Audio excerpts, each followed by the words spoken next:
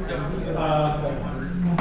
free to continue eating over at more if you'd like. Desserts and everything are there. Want to welcome you. I'm Rick Now. I'm the president of our API chapter here in Oklahoma. Before we get going, I got a couple of announcements.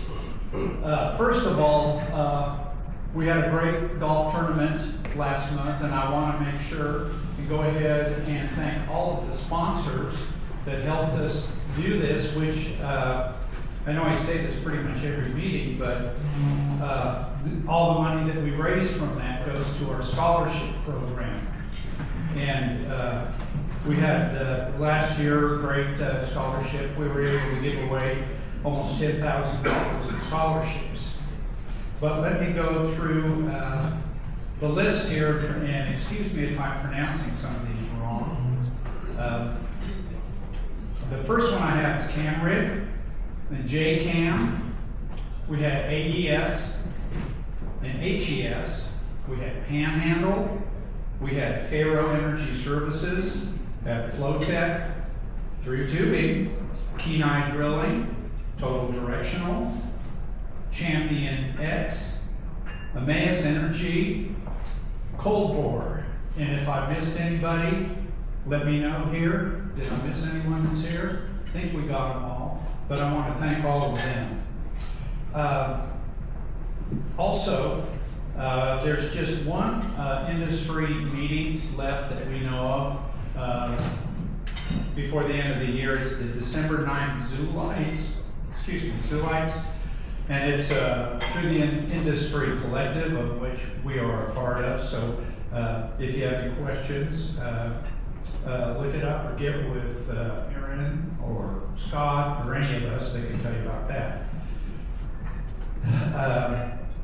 I also like to, are there any new guests at API?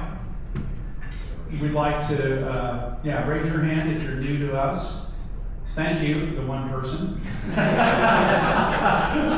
Hey, one is better than none, right? So, anyway, but you tell your friends, we can join them. You can join our group at apiokc.com.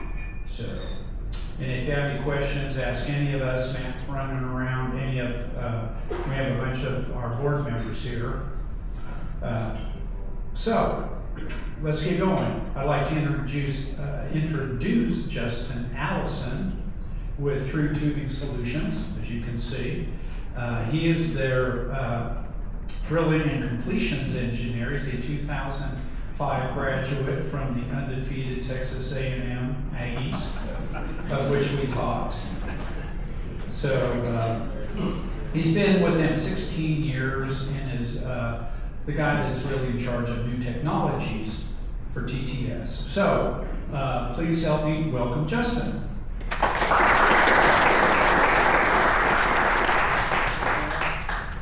This thing on? No? We have our high-tech guy. Is there a button I gotta press on this thing? No, I have that on. That's recording you. Oh, this is recording you. So I'm talking to this thing. That makes a lot more sense.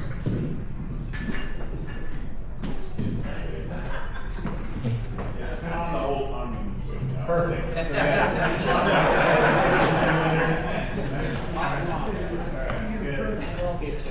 All right, like I said, I got about 20 minutes here, so I'll go ahead and start a timer. This will be quick. After that, we'll have some Q&A if you're interested. This can be, a fun, interactive thing. And I would expect there to be some questions. What I'm going to present today is it's out there. Okay, it sounds like snake oil. I'm used to the skepticism, so I welcome the questions.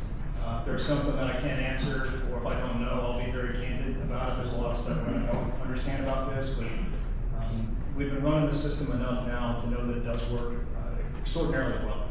So, just make note of your questions, and we'll go ahead and get into it. So, try and keep my mouth somewhat close to this. I like to start off with a little cartoon. A lot of times as operations professionals, we get so focused just being heads down on executing a drilling program that we don't always have the time to step back, look around, and ask ourselves if the tools or techniques that we're using to go about our day-to-day job are still the most optimal of what we're trying to do. And what I'm going to propose today is an example of what we're seeing here. A wheel, even using like a square rolling thing, and it's out there. Okay. From the outset, I'll describe it like this. What I'm proposing is simply an alternative type of frac plug. Right? It's a new dissolvable frac plug. I'm going to make a case that I feel like it's the most sophisticated one on the market for reasons that I'm going to explain. But before I get into it, this is a new frac plug. It looks different, it functions different, but it performs the same function. Right? Does that make sense? So what am I talking about? I'm going to go kind of out of order here just because of our compressed time frame. I like to describe this as a distributed form of stage isolation. Right? If you can hold your mocking or mockery of my Microsoft Paint drawings, hopefully you'll get the idea. Typically a normal plug-in perf run will involve setting some sort of composite or dissolvable frac plug above the stages that you just completed, leaving these at a relatively low pressure compared to the high pressures that you see during the frac job above that plug. And so you have a single component providing pressure isolation above and below. You're isolating those perfs from the ones you're about to shoot using this single plug, right? What we're proposing here is a distributed model or a decentralized model, where you do the same thing, but instead of having one single component blocking your entire casing ID, you use a whole bunch of small little things to plug each individual perforation, right? So you're isolating one stage for another by blocking the flow at the perforation level in a distributed or a decentralized fashion, instead of at a single point above the whole stage, right? And if you were to do that, there's a handful of advantages that I'll just kind of rattle off here. The most important one, and this is probably where I'm going to spend most of the time today, or like most of the emphasis, is this type of frac plug cannot slip. That's probably our primary value proposition, right? Depending on which flavor you're running, composite, dissolvable, and also how severe your service environment is, like how much perf friction are you running, what condition you're casing in, all these factors play into the reliability of frac plugs, but no matter how good they are, they have a failure rate, and that failure rate is not zero, it's something greater than zero. And so to the extent that an operator is experiencing frac plug failures, there's going to be a degradation in production performance, right? So this plug cannot slip, also it can't be preset, your cleanouts are, I'd say like your drill outs are turned into simple cleanouts, very difficult to get stuck when you don't have high gravity plug parts in the well. And then also this type of isolation is highly, highly survivable. It's tolerant of error, tolerant of being set at the wrong depth, it's tolerant of pressure cycling, it can't slip, all the sorts of things that cause traditional stage isolation to fail. This is not impervious to, but is highly, highly resistant to. So I'm going to try and validate my number one claim here, which is that this type of plug can't slip. All right, why do I say that? Well, if you look at, kind of out of order there. If you look at the pressure affected area on a traditional frac plug, when that gets hit, with your differential pressure in the frac job, the resulting hydraulic forces are pushing downhole, right? And the buttons or slips or whatever you're using to hold that thing in place are what react against that force to keep it from moving, right? And that can be difficult. But there's an interesting phenomenon that happens here, and it doesn't matter if you're using our pods or bioballs or some of those double cone things that Nine Energy has, like whatever you're using to do it. Doesn't matter. When the flow is being blocked at the perforations, your hydraulic forces are rotated 90 degrees, and it's pushing outwards instead of downhole. So if there's no force pushing them downhole, can't slip. Then all you have to be worried about is making sure that your little plugging devices can't extrude through the perforations, but that is an easy thing to test for. Right? It's an easy thing to test for. So when I say that our plugs can't slip, this is why. It's not because this plug is the most amazing thing in the world, it's a purely physics-based argument, right? Another thing that's nice about this, if I can quit kicking the chair,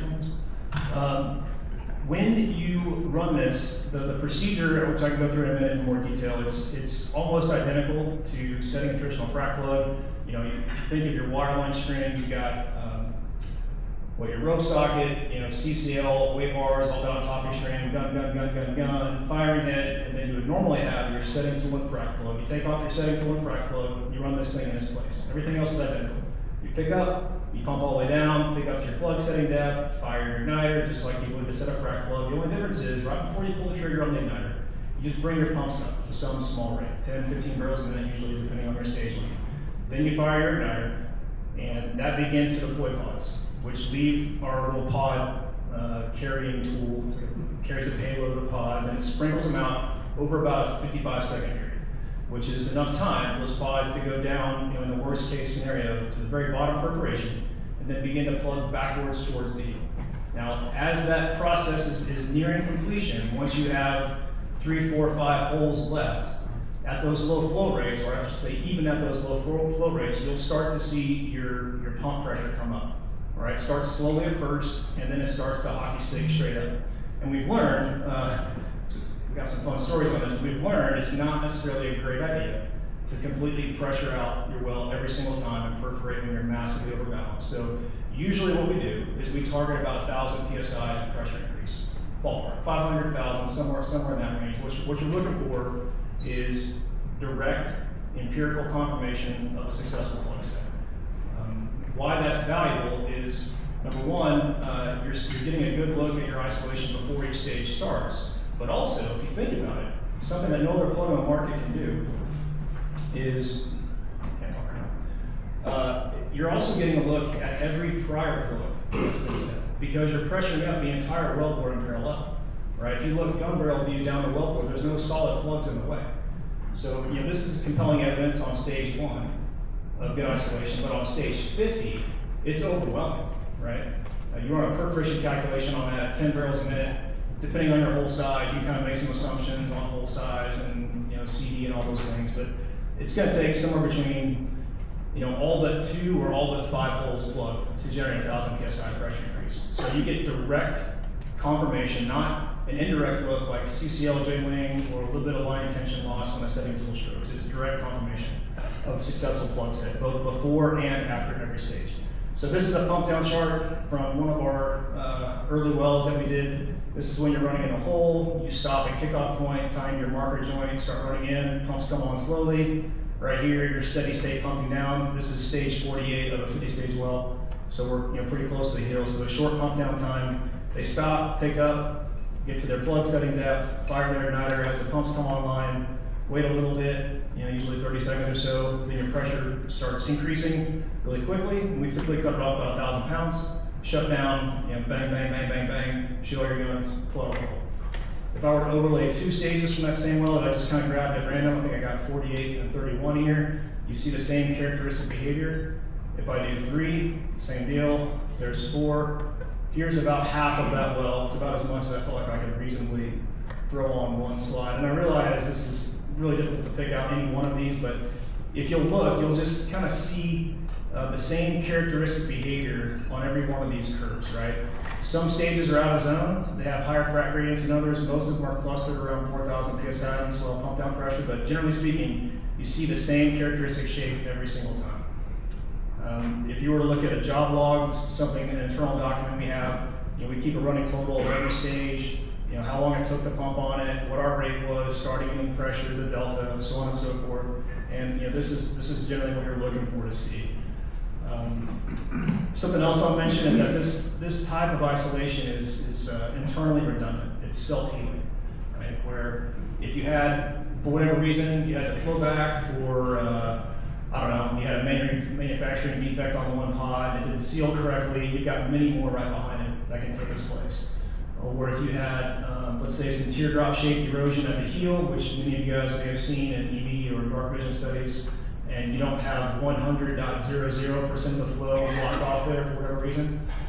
As that continues to erode, eventually it'll get to a point where another pod can land on it and it'll lock it up completely. So it's a self-healing mode that contributes to why I said it's survivable, right? Highly tolerant of use and abuse.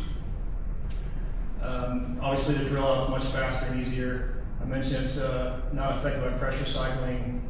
Also, you can pump down as fast as you want with this tool.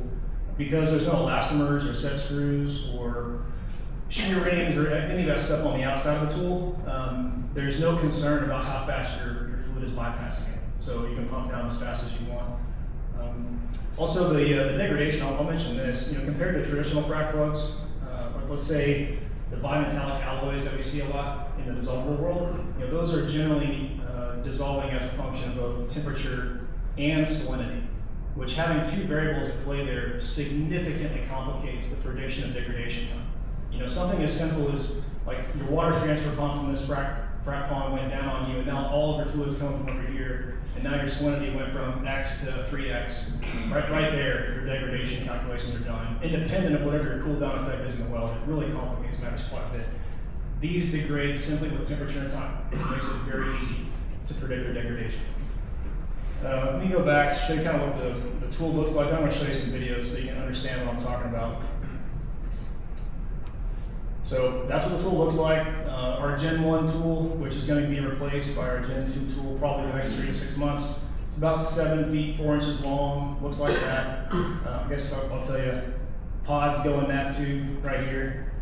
The operating, plugging devices are pods, which you guys are probably familiar with. Let me show you this. So the tool right now is basically a modified Baker 10. Many of you, if you're familiar with wireline world things, I know there's several wireline people here.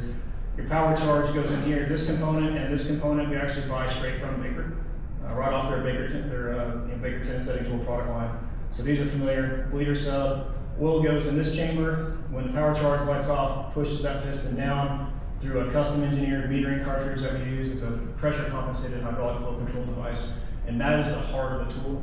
That's what allows us to have a consistent deployment time, no matter if it's high pressure well, low pressure, weak power charge, strong. All the variables that come into play are compensated by that flow control valve. This bottom canister here is basically an open bore. You simply pack that full of pods. There's a little flange bore retainer in the bottom, and this rod and piston just positively displace the pods out over about like I said, a 53-second period. So let me show you a video. I've got 7 minutes left here. This is the very first prototype that we made about two and a half years ago. And this particular tool was set up for 24 seconds of deployment time, and we're just trying to see if this whole concept works or not. Obviously, this is dry. There's no fluid, in the pods. They're packed together. But once we fire the igniter off, if you look, that little retainer will break here in a couple seconds. Right there, it pops. It just opens up like flower petals, and the pods simply get pushed out. And it kind of looks like a cow relieving itself in the pasture right now. But if you can imagine, if there was fluid moving past that, they'd all be coming out one by one. So it releases about 1.5 to 3 pods a second, every second, for 50 to 55 seconds. And then the piston pokes out the bottom of the tool, let you know that it's fully stroked. Next video I'm going to show, I kind of have a progression of videos here that I want to show you. We started with what the tool is, how it works, and what it looks like just in a simple shop test. The next step would be, all right, let's take that same tool, same prototype. It's unrefined. It's much better now, but let's take that and let's put it in some clear casing. All right, same oil field dimensions, just clear so we can see through it. Hook up a frac pump, and let's see how it looks. That's what this is. This is shot on my personal iPhone, so sorry for the poor contrast and the terrible videography. But you'll get the same idea. Once that piston starts pushing pods out, I know it's kind of hard to see, but you get the idea. It sprinkles, on average 1 to 3 pods out every second. What you can't see below this to the left, I think I may pan towards left here in a minute. We have a bunch of perforations that we machined and threaded into that clear casing to plug those up to get an idea if that changes anything. But we're pumping at representative rates right here, and that's representative size casing. So this is very much what it would look like if you were down a hole in a real well. Now, I think in about 10 to 15 seconds, we're going to slow the pumps down so we don't blow up our casing, because that was very, very expensive polycarbonate pipe. I don't know if I'll be able to pause it with this thing or not, so you may have to just take a mental snapshot. If you look to the left here in a moment, you're going to see at the moment of shutdown, there's pods pre-positioned in between each perforation, which is exactly what happens in a real well.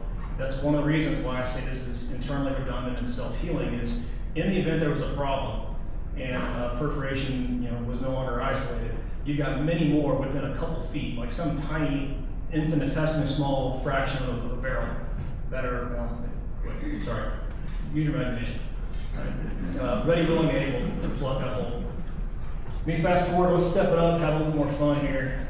Towards the end of this thing, I've got some full-scale videos. So we've done, I think, 4 live demos like this where we'd invite a whole bunch of customers to our various show hours. We've done a couple in Newcastle, we've done one in Houston, one in Odessa, where we'll set up, 200, 250 feet or something of casing of different sizes. We'll perforate it different ways, kind of depending on like which customers are coming and like what their typical perf scheme is.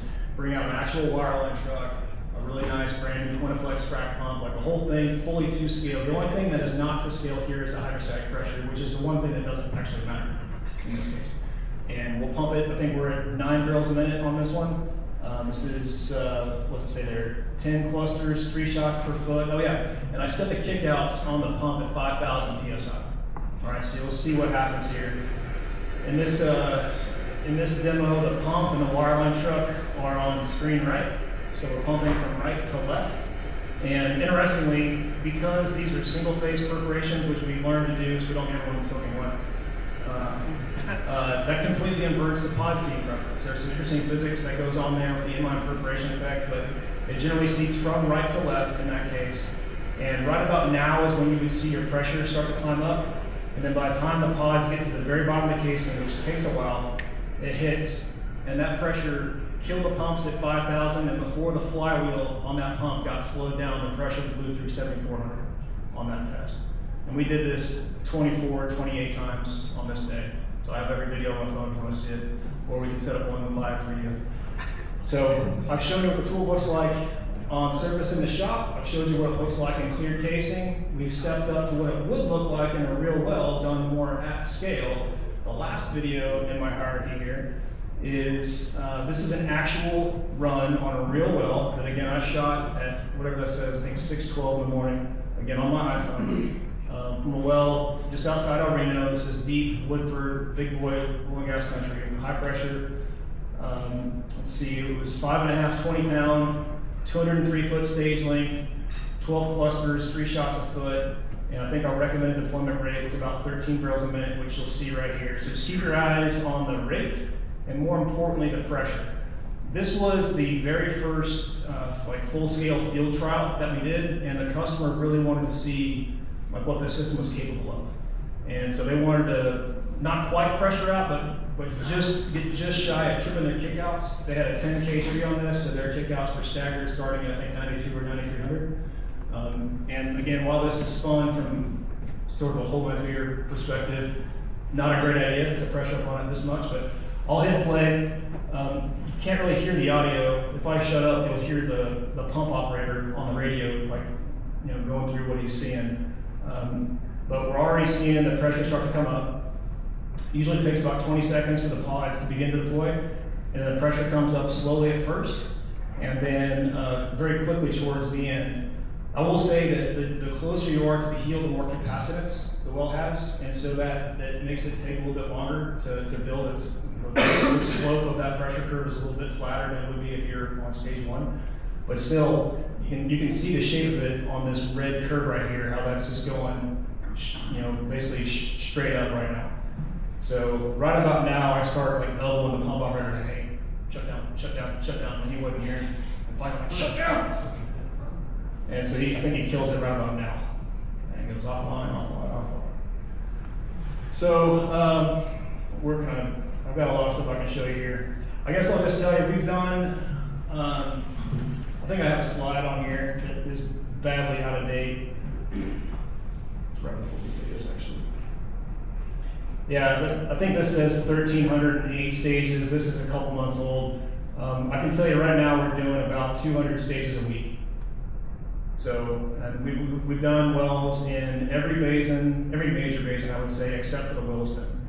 And the main reason there is those stage lengths tend to be much longer than I think we can safely handle with this tool.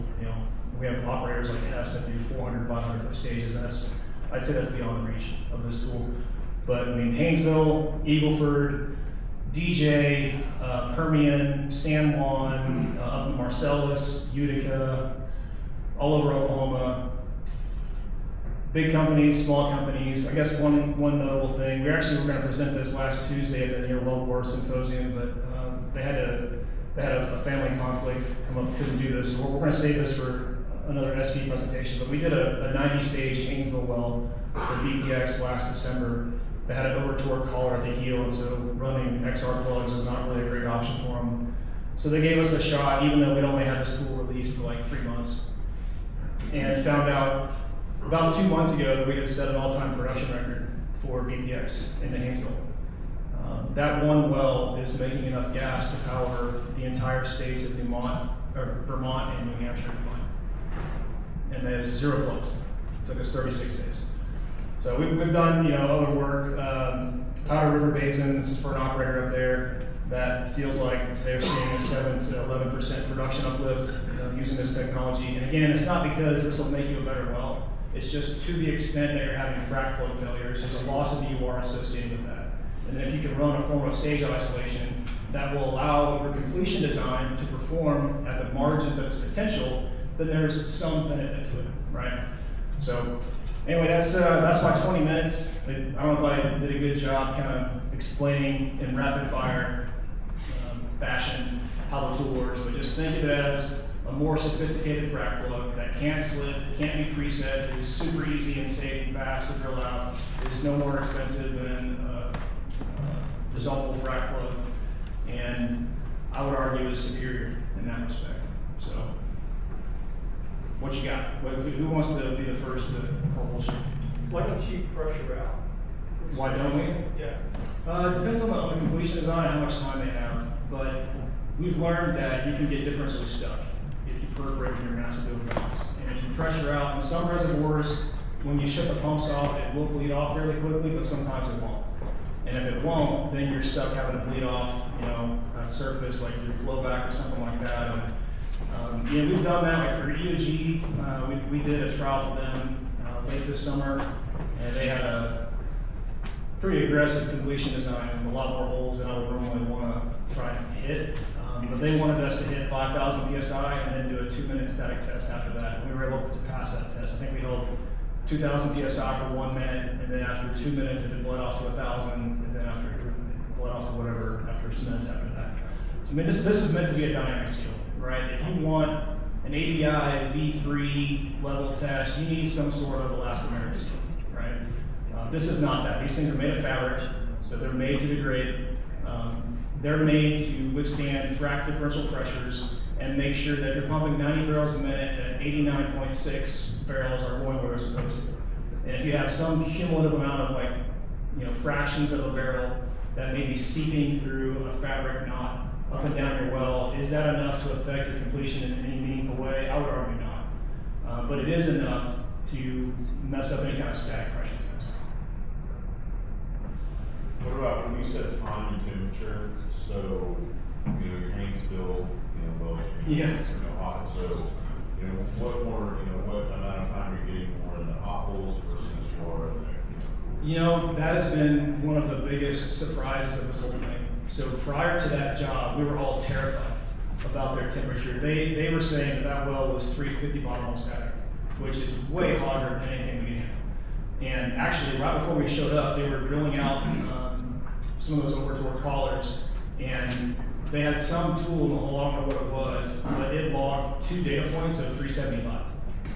So everyone freaked out. We did all this testing in the lab, and the pods that we ran on that, they were not capable of holding 2,000 PSI for more than 30 hours, even at 310. Right, so this isn't gonna work, But they were using Korea frac plugs at the time, and to their credit, Korea was requiring their operators, at least when they were new, to run a temperature logging tool.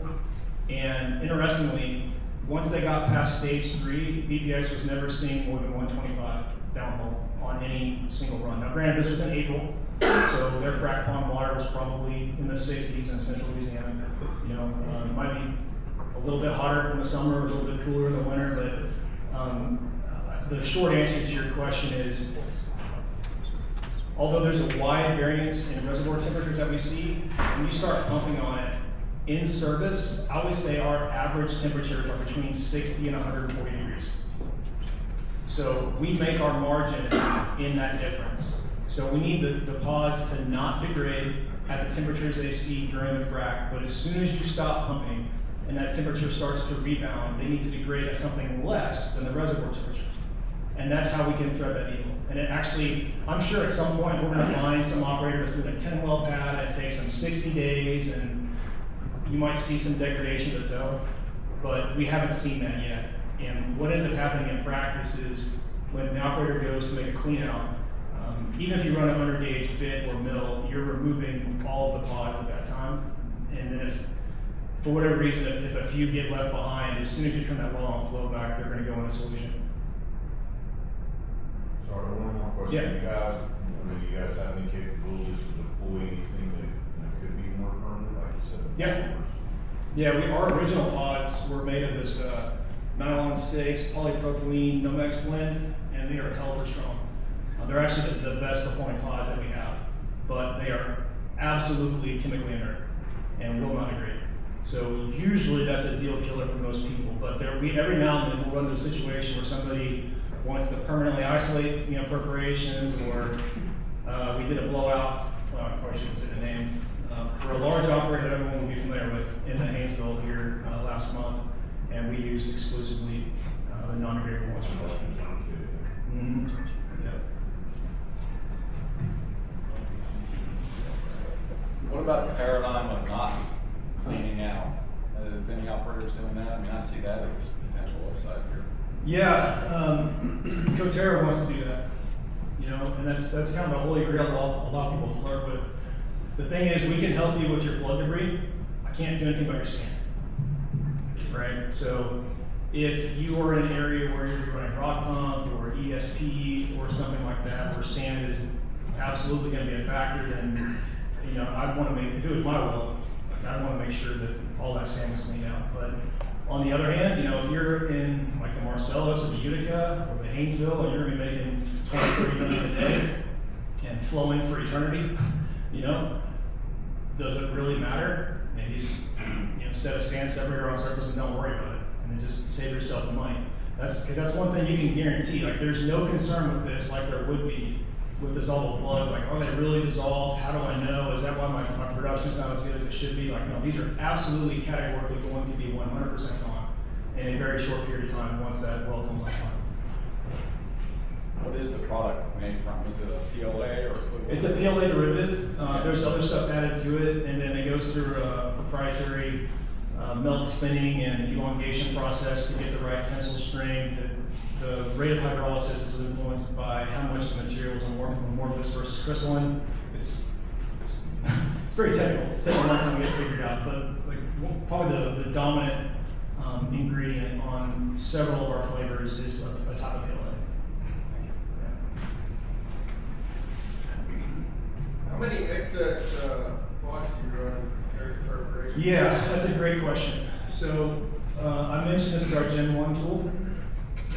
Our Gen 2 tool will be able to be, like, the deployment sequence can be stopped and started in the same way that you could run a flamethrower. I should probably find a more PC metaphor than that, but you can do a giant mag dump all at once if you want to, or you can do a bunch of short bursts. That's where we're headed. The current tool being operated by a power charge, you can't do that. Like, once you pull the trigger, there's no calling that dog back. It's going to deploy the entire payload no matter what. So you could either load the tool with something less than its full capacity, or you could pre-stroke that piston a little bit to reduce the capacity, and then just fill it completely full of it with the reduced capacity. Get you some smaller number of pods if you wanted to. The problem with doing that is that reduces your deployment time, because that little disc won't break and flower petal out until you smash all the pods up against it, and then it breaks, right?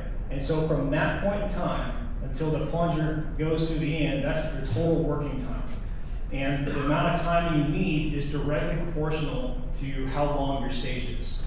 And if you were to come out to one of these demos and like drop one pod in through our clear pipe, you'd be blown away. Like, I can run through the math all day on this, and you'll nod your head in agreement. Yes, I understand it's losing fluid at every cluster, it should be slowing down. But when you see it visually, it is mind-blowing to see how slow things are by the time they get towards your very bottom and second to bottom cluster, right? So, for a typical, let's say, 180 to 225 foot stage and 5.5 casing, just kind of as a placeholder for conversation, you could probably figure if you're pumping at 15 barrels a minute, it's gonna take 25 to 35 seconds for a grain of sand, a piece of pond scum, or a pot to get from our tool to the bottom perforation.